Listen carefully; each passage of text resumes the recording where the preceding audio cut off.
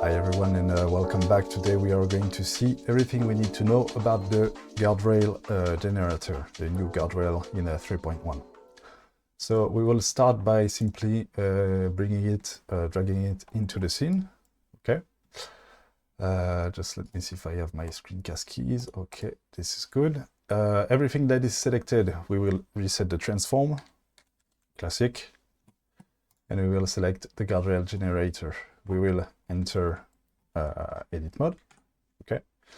Select the curve as well. This is a curve generator as well. Select surface and draw some curves. Okay. The thing that is different with the guardrail generator compared to the object side instancing, you just have to draw in the middle of the road. Okay. And it will select both of the side of the road. With the guardrail generator, you have to aim more on the side you want to instance on, okay? Because the radius of selection is smaller. So once we have drawn at least one curve, we can now call the Roadscape object, and the guardrails will generate themselves. Okay.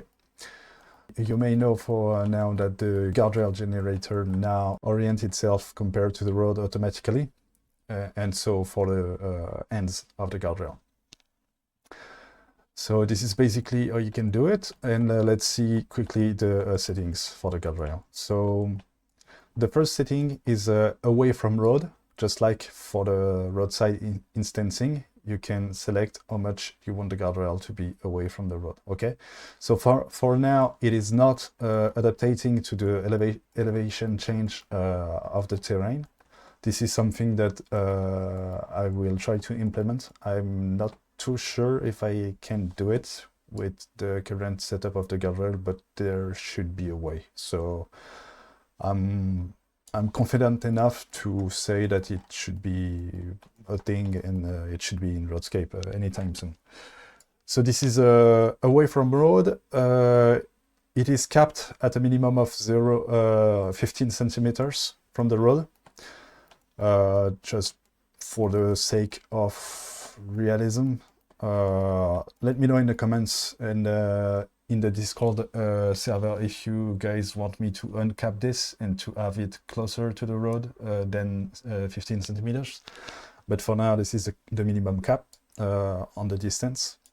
So this is the first setting. The second setting is the Z offset rails. Okay. So this will offset the rails, but as you can see, for the moment, it won't update the ends. Okay, so this is as well something that I will update. The third setting is shrink wrap bottom poles. So this, as the name suggests, will shrink wrap the bottom faces of the poles to the terrain. Okay, to the nearby terrain faces. So if you disable it, they will have their designated height. But if you shrink wrap them, they will adjust and meet the terrain. Okay, so this is just an option in order to be more precise. The fourth option is solidify rails. So as you can see, let's turn the wireframe on. As you can see, by default, the guardrail has some depth. Okay. It's because by default the option solidify rails is activated. If I disable it, the rail itself becomes a plane, only a plane, okay?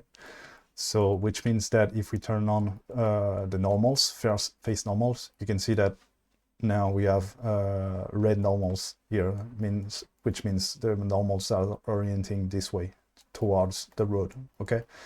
So you can solidify the rail if you want, and then it will simply solidify just like the solidify modifier does, okay? And then you would have a correct normal orientation as well on the back, okay? For those who have a game engine which has the double-sided rendering, you don't have to enable solidify rails. So let's get out of face orientation mode. Let's see what we have next. We have lower rails end, okay? So by default, the guardrails generator comes with the classic ends on the ends of curves. And then you can choose the lower ends rail. So this is in order to simulate some type of guardrails that exist in the world. Sometimes you won't see these guardrails. They won't end like this. They will end like this, with the ends that is closer to the terrain. So this is an option. As you can see, there are some, there could be some issue with the lower guard rails end. The detection radius for the pole resizing is not perfect. This is something I will work on, but for now it's still just it works okay. In my opinion, it's quite all right, but it will be better. The fifth option is offset poles from rails, okay, but this is also something that I will retouch soon in an update, because for the moment it doesn't do what it's supposed to do. Okay, so just forget about the offset poles from rails for the moment, and let's focus on the rest. We have enabled double rails, so as the name suggests, it will add a second rail on top of the original one, and you can as well disable lower rails end, and it will work just fine as well. Okay. The seventh option is resample rails length. Okay, so by default it is not activated, which means that, let's see the wireframe, which means that it is using the spline resolution as the length of each faces for the generation of the guardrail. Okay, but if we activate it, it will replace the spline resolution, and it will base itself on the length which is set up here. So by default, the value is 2 meters, which means that the face won't be based on the curved spline, but it will be 2 meters long. If we change this, we can go with 5. Sorry, and now the, sorry, I'm going to select one point real quick. If we now take a look, each face is now 5 meters. Okay, so a thing to note is that if you resample face length, you can see that when you have lower rails ends activated, it will lower more guardrail, because of course the face is longer. Okay, so this is something to take in account. Next option, we have poles every 2 meters. So as the name suggests, this is a very classic thing you can see in Roadscape generators. If we type 4, we now have 1 pole every 4 meters. If we type 1, we have 1 pole every 1 meter. Okay, let's set it back to 2. And one of the last setting is select curves within 3 meters. So what does this mean? At the very first, I told you that compared to the roadside instancing with the guardrail generator, you have to aim quite close to the road in order for it to work. Okay, so this is true unless you increase this value to something radical like 8. And now if we have 8 meter, this road is not wider than 8 meters. So if I draw a curve in the middle, it will select both sides. Okay, so this can be a way for you to achieve faster guardrail generation.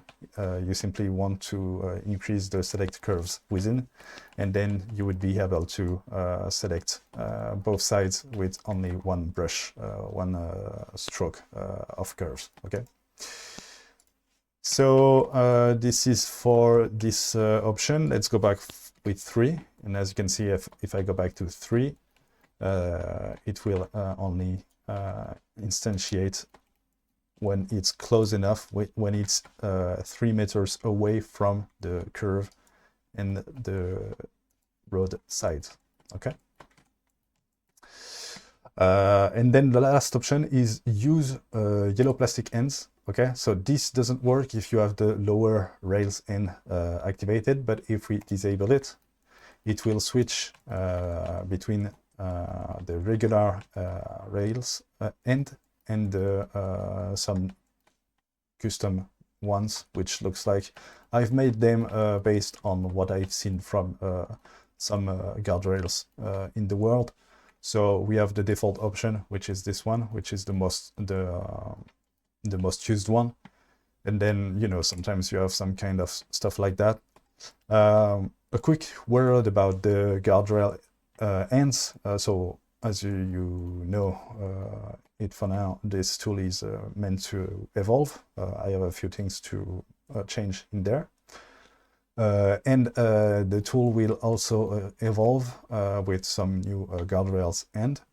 If you have any suggestion for the tool, I have something planned as well, is to reintroduce the random assignment of texture differentiation between faces, so that you could have one face which looks more used, and one which looks you know, regular, and one maybe darker, etc., so that it can create more variation in the texturing. So this is something that will definitely come into the next versions. But if you have any suggestion for the guardrail generator, I'm very open to that. So please let me know in the comments which features you want to see, or you can as well post it in the Discord server. So this is everything about the new guardrails generator, guys. So thank you for watching, and I'll see you in the next one. Bye.